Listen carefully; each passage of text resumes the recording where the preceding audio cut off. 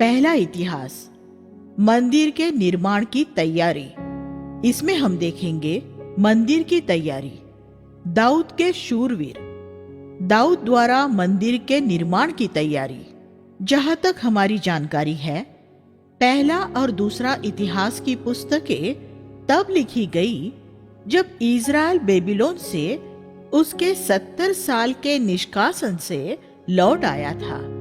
इन्हें लिखने वाला शायद एजरा था। ये दोनों पुस्तकें राजाओं की दोनों पुस्तकों से इस तरह अलग है कि ये सिर्फ यहूदा के ही इतिहास के विषय में बताती है। सुलेमान की मृत्यु के बाद इज़राइल 2 भागों में बंट गया था। रहूबियाम एक भाग का और यारोबाम दूसरे भाग का शासक था। इज़राइल नाम के उत्तरी राज्य में 10 गोत्र थे और यहूदा नाम के दक्षिणी राज्य में 2 गोत्र थे, बिन्यामीन और यहूदा। इज़राइल के सभी राजा सामान्यतः दुष्ट ही थे, लेकिन यहूदा में कुछ राजा अच्छे थे और कुछ राजा बुरे थे। राजाओं की पुस्तकें दोनों राज्यों के विषय में है, लेकिन इतिहास की पुस्तकें सिर्फ यहूदा के राजाओं की ही बात करती है, जिसकी शुरुआत शाऊल और दाऊद से होती है। जो कुछ राजाओं की पुस्तक में है वह काफी हद तक इनमें दोहराया गया है, लेकिन वह कुछ खास बातें सिखाने के लिए किया गया है, जैसा चारों सुसमाचारों में भी है। जो कुछ इतिहास की इन पुस्तकों में है वे ज्यादातर ऐतिहासिक वृत्तांत ही है, और पहला और दूसरा राजा के अध्ययन के दौरान हमने उनके विषय में जाना है। पहला राजा के पहले 9 अध्याय हमें आदम से शुरू करते हुए दाऊद का वंश वृक्ष दिखाते हैं। परमेश्वर का हमें रूबेन और शिमोन की लंबी वंशावली, याजकों की वंशावली और दूसरे गोत्रों की वंशावली के विषय में इतने विस्तार से बताने का एक कारण ये है कि वह हमें व्यक्तियों में उसकी व्यक्तिगत दिलचस्पी के विषय में बताना चाहता है।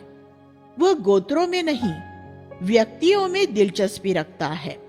परमेश्वर के जीवन की पुस्तक में भी व्यक्तिगत नाम दर्ज है। उसने ऐसा नहीं लिखा है, केरल में से इतने 1000 लोगों ने नया जन्म पाया है और तमिलनाडु में से इतने 1000 लोगों ने आदि। नहीं, हर एक व्यक्ति का नाम व्यक्तिगत रूप से लिखा गया है, जिससे हम ये सीखते हैं कि परमेश्वर हम में से हर एक में व्यक्तिगत दिलचस्पी रखता है। वह आपके परिवार के वंश वृक्ष के विषय में भी आदम तक जानता है। वह आपके जीवन के पूरे इतिहास को जानता है और उसके पास आपके लिए एक योजना है। इस बात से हम में से हर एक को उत्साहित होना चाहिए कि हम इस पृथ्वी के करोड़ों लोगों की भीड़ में खोए हुए गुमनाम लोग नहीं हैं, बल्कि ऐसे व्यक्ति हैं जिन्हें परमेश्वर नाम से जानता है। वह हमारे विषय में और हमारे पूर्वजों के विषय में सब जानता है। वह हमारे जीवन की छोटी से छोटी बात जानता है। वह हमारे सिर के बालों की संख्या भी जानता है। मैं अध्याय 4 में कुछ पदों पर ध्यान देना चाहता हूँ। उसमें हम याबेस नाम के एक व्यक्ति के विषय में पढ़ते हैं। 4:9। ध्यान दे कि परमेश्वर जब विभिन्न मनुष्यों का इतिहास लिखता है तो वह इस वास्तविकता पर जोर देता है कि कुछ लोग दूसरों से ज्यादा सम्मानित होते हैं। याबेस अपने भाइयों में अधिक प्रतिष्ठित था। जब प्रेरित पौलुस ने अपने सहकर्मियों की सूची बनाई, रोमियो 16, तो उसने ये भी कहा कि उनमें से कुछ के हृदय दूसरों से ज्यादा समर्पित थे। हालांकि हम सभी परमेश्वर के बच्चे हैं, फिर भी पौलुस ने इस बात पर जोर दिया कि कुछ दूसरों से ज्यादा प्रतिष्ठित है। उसका नाम इसलिए याबेस रखा गया था क्योंकि उसकी माता ने उसे बड़ी पीड़ा में जन्म दिया था। वह लिखा है कि उसने इज़राइल के परमेश्वर को पुकारा। 4:10 उसने ये कहते हुए प्रार्थना की, भला होता कि तू मुझे सचमुच आशीष देता और मेरी सीमा को बढ़ाता और तेरा हाथ मेरे साथ रहता और तू मुझे हानि से ऐसे बचाता कि मुझे उससे पीड़ा न होती। और जो कुछ उसने मांगा परमेश्वर ने उसे दिया। हम इस प्रार्थना को आत्मिक रीति से अपने लिए ले सकते हैं। सबसे पहले दूसरों से ज्यादा प्रतिष्ठित होना उस दुख और पीड़ा से नजदीकी से जुड़ा है जिसमें से गुजरने के लिए हम तैयार होते हैं। ऐसा व्यक्ति जो दुख और पीड़ा में से गुजरते हुए जयवंत होकर निकला है, वही परमेश्वर की नजर में दूसरों से ज्यादा प्रतिष्ठित होता है। इसलिए हमें पीड़ा को बुरा नहीं समझना चाहिए। हमें अपने जीवनों पर परमेश्वर की आशीष की अभिलाषा करनी चाहिए और उससे लगातार हमारी आत्मिक सीमाओं को बढ़ाने के लिए कहते रहना चाहिए।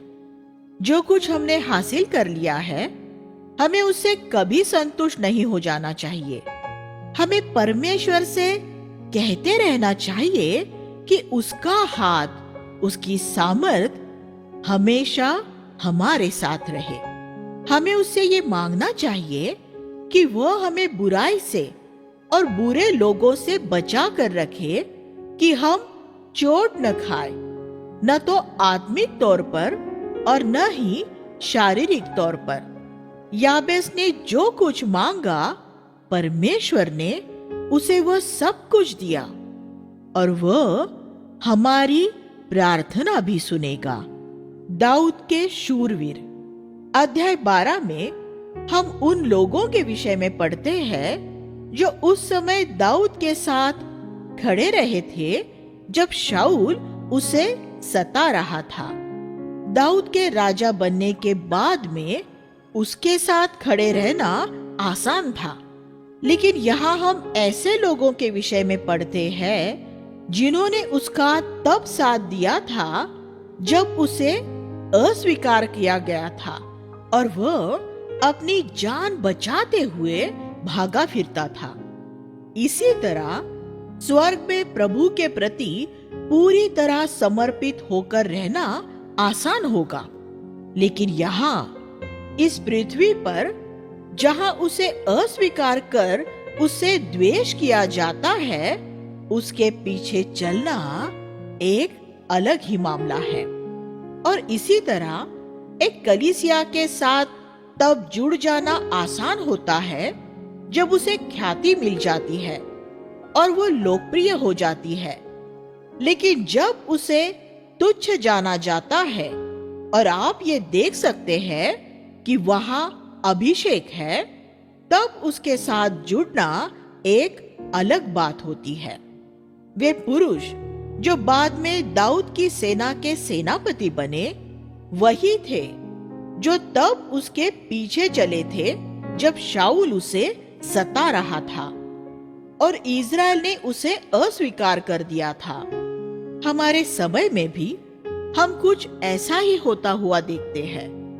परमेश्वर किसी खास जगह में किसी व्यक्ति को उसका काम करने के लिए खड़ा करता है, लेकिन वे थोड़े ही लोग होते हैं जो ये देख पाते हैं कि परमेश्वर का उस पर और उसकी सेवकाई पर अभिषेक है। ये थोड़े से लोग उसके साथ जुड़ जाते हैं और वे ये परवाह नहीं करते कि शाऊल और कोई और उसके विषय में क्या कहता है। इस तरह वे अपनी पीढ़ी में प्रभु के लिए एक अनंत काम पूरा करते हैं। आज परमेश्वर का अभिषेक कहाँ है, ये समझने के लिए हमें अपनी अनुभूतियों को यह जानने के लिए प्रशिक्षित करने की जरूरत है। परमेश्वर का सच्चा जन कभी लोकप्रिय नहीं होगा, वैसे ही जैसे उसका स्वामी भी लोकप्रिय नहीं था। यीशु ने कहा, हाय तुम पर, जब सब मनुष्य तुम्हारी प्रशंसा करें, क्योंकि उनके पूर्वजों ने भी झूठे नबियों के साथ यही किया था। पर धन्य हो तुम जब मनुष्य तुम्हारी निंदा करे, क्योंकि उन्होंने सच्चे नबियों के साथ यही किया था। लूका 6वां अध्याय 22 और 26। बहुत ही कम लोग इस वास्तविकता को समझ पाए हैं। एक सच्चे नबी को उसके जीवन काल में न तो कभी पूरी तरह जाना जाता है और न ही कोई उसका मूल्य जानता है। कलीसिया का इतिहास बताता है कि सच्चे प्रेरितों के जीवन काल में भी दूसरे लोगों ने उन्हें अस्वीकार किया था और उनसे द्वेष किया था। पौलुस को कुरिन्थियस में अस्वीकार किया गया था। उसने 2 तीमुथियुस 1:15 में कहा, जो आखिया में है वे मेरे खिलाफ हो गए हैं। पौलुस अपने जीवन के अंत तक परमेश्वर के प्रति विश्वास योग्य रहा था, लेकिन उसके ज्यादा साथी विश्वासियों ने उसे त्याग दिया था। यीशु अपने पिता के प्रति सच्चा था, फिर भी लोगों ने उसे त्याग दिया था। दाऊद जब गुफा में था तब बिन्यामीन के कुछ लोग उसके पास आए। 12:16। दाऊद ने उनसे कहा, अगर तुम मित्र भाव से मेरी मदद करने आए हो तो मेरा मन तुमसे मिला रहेगा, लेकिन अगर तुम विश्वासघात करके मेरे शत्रुओं के हाथों में मुझे पकड़वाने आए हो तो परमेश्वर इस पर दृष्टि करे, क्योंकि मेरा विवेक साफ है, वही तुम्हें दंड दे। आज भी हमें सावधान रहने की जरूरत है, क्योंकि आज भी हमारे पास ऐसे लोग हैं जो हमारे मित्र होने का दिखावा करते हुए हमारे पास आते हैं। लेकिन अगर हमारा विवेक साफ है तो परमेश्वर उनसे निपट लेगा। लेकिन अमासे का सुंदर उदाहरण देखें। 12:18। तब 30 के प्रधान अर्थात अमासे में पवित्र आत्मा समा गया और उसने कहा, हे दाऊद, हम तेरे हैं। हे यिशै के पुत्र, हम तेरे साथ हैं। शांति, हाँ, तुझे शांति मिले और तेरे सहायकों को भी शांति मिले, क्योंकि तेरा परमेश्वर ही तेरी सहायता किया करता है। तब दाऊद ने उन्हें ग्रहण किया और उन्हें टुकड़ियों के प्रधान बनाए।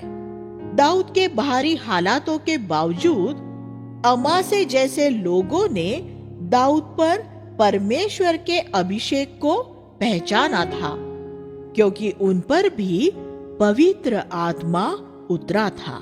अगर आप कलीसिया का इतिहास पढ़ेंगे तो आप जानेंगे कि जितने भी सच्चे ईश्वरीय भक्त मसीहियत की धार्मिक व्यवस्था के खिलाफ खड़े हुए थे, वे सभी हमेशा ही सताए गए थे।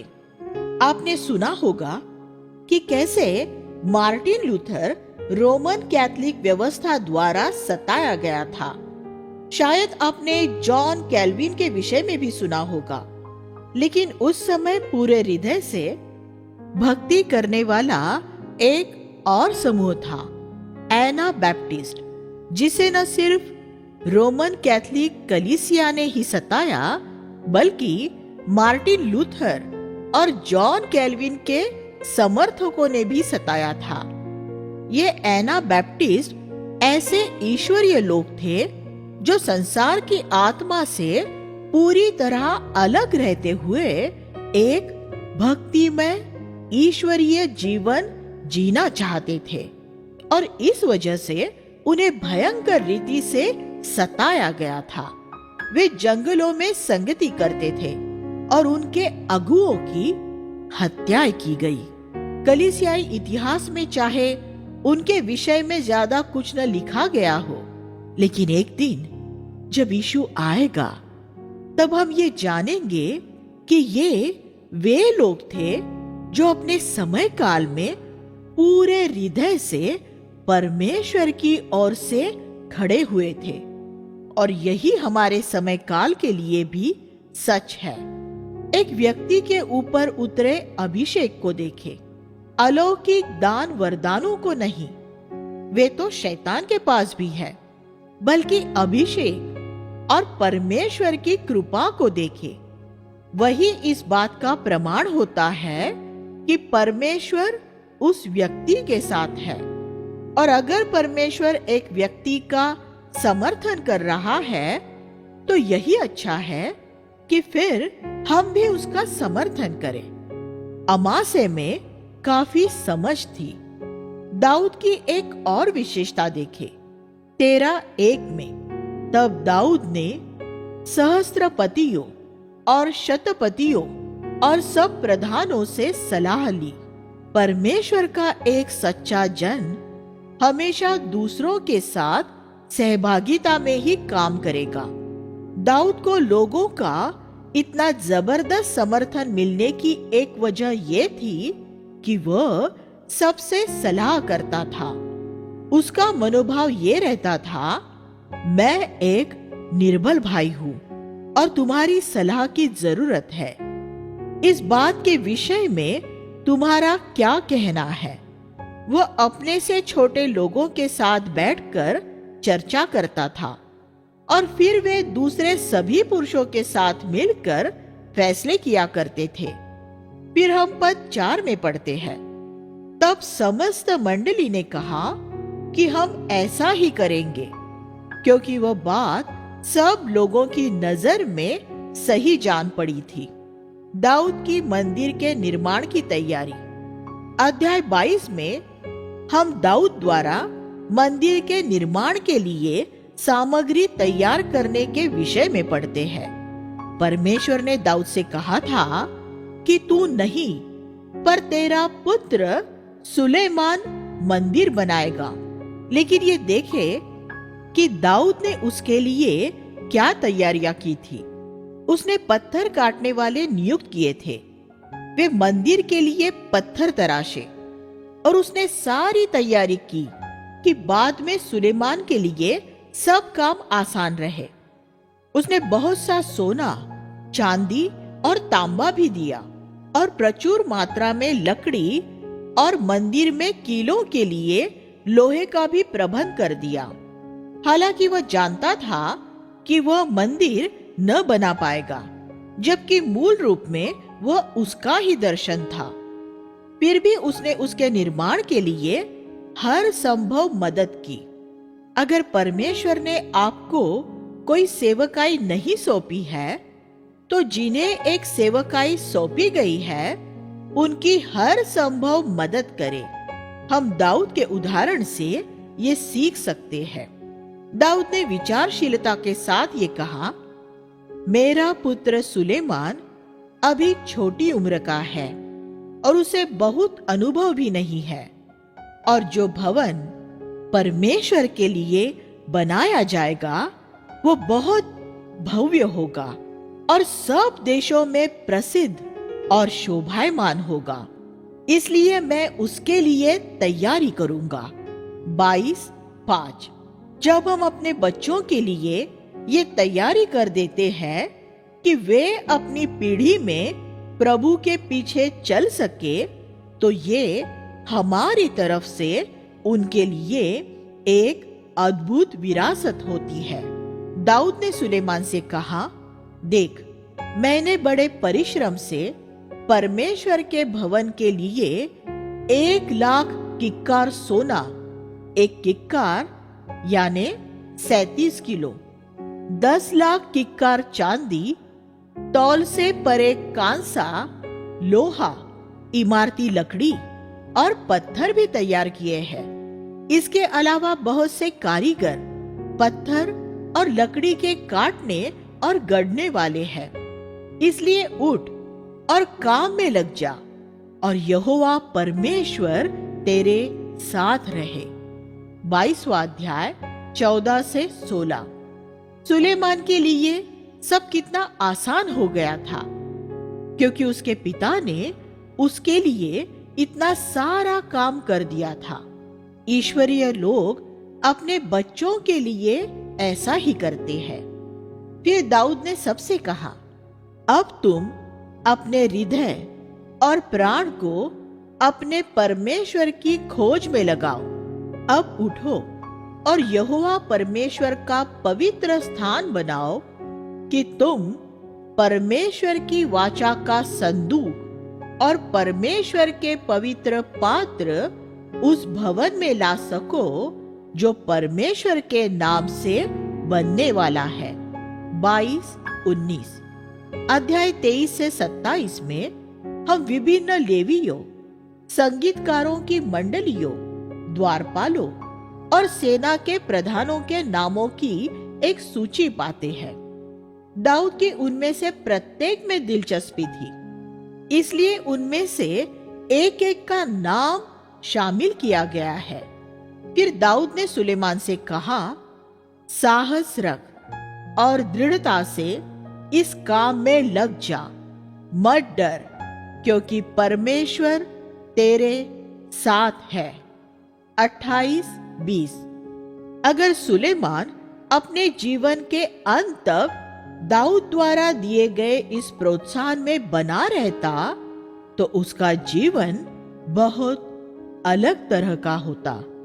अध्याय 29 3 से 5 में दाऊद उस सोने व चांदी के अलावा जिसकी प्रतिज्ञा वह पहले कर चुका था, अपने निजी भंडार का सोना व चांदी भी दे देता है, क्योंकि उसका मन अपने परमेश्वर के भवन में लगा है। वह पहले ही प्रभु के काम के लिए बहुत कुछ दे चुका था, लेकिन फिर उसे ऐसा लगा कि वह काफी नहीं है, इसलिए उसने और भी दिया। परमेश्वर आनंद से देने वाले से प्रसन्न होता है, और दाऊद तो उसके ही हृदय के अनुसार था। हम अपने विषय में क्या कहते हैं? क्या हमारे देने के समय में हम बड़े ठंडे दिमाग से पूरा हिसाब लगाते हैं? क्या कभी कभी हम ये भी सोचते हैं कि हमने कुछ ज्यादा दे दिया है? फिर दाऊद ने परमेश्वर की स्तुति करते हुए एक प्रार्थना की। 29वां अध्याय 10 से 19 तब सारी मंडली ने परमेश्वर के नाम को धन्य कहा और उसकी आराधना की। पद 20 फिर सुलेमान को राजा बनाया गया और दाऊद मर गया। एक आखिरी बात, अध्याय 29 में शमूएल और गाद को दर्शी कहता है। इन नबियों को दर्शी क्यों कहा गया है? क्योंकि वे भविष्य में देखते हुए उन बातों को देख सकते थे जो दूसरों को दिखाई नहीं दे रही थी। आज कलीसिया में दर्शियों, दृष्टाओं की जरूरत है। ऐसे स्त्री व पुरुष जिनमें आत्मिक अंतर्दृष्टि हो और जो भविष्य में देख सकते हो और जो ये समझ सकते हो कि अगर कलीसिया में अभी चल रहे किसी खास काम को नहीं रोका गया, जिसमें अभी कोई खतरा नजर नहीं आ रहा है, तो भी कुछ सालों में उसका क्या नतीजा होगा। एक दृष्टा, दर्शी वह होता है जो ये देख सकता हो कि एक कलीसिया कब मार्ग से भटककर एक खतरनाक मोड़ लेने वाली है। ये हो सकता है कि आज सत्य के मार्ग की सीधी रेखा से भटकना सिर्फ मामूली सा ही है, शायद एक अंश, और सत्य से हुई दूरी भी थोड़ी ही है, शायद कुछ सेंटीमीटर, लेकिन कुछ सालों में ये दूरी बहुत से किलोमीटर हो सकती है। एक दृष्टा आगे मौजूद खतरों को देख लेता है और वह बुराई के साथ मामूली सा समझौता करने की भी अनुमति नहीं देता। आइए हम प्रार्थना करें। हे स्वर्गीय पिता, जैसे ही हम आपको खोजते हैं, हमें इन पवित्र ईश्वरीय मनुष्यों के पद चिन्हों का अनुसरण करने के लिए ज्ञान दीजिए, जिन्होंने परमेश्वर के लोगों के आंदोलन की अगुवाई की।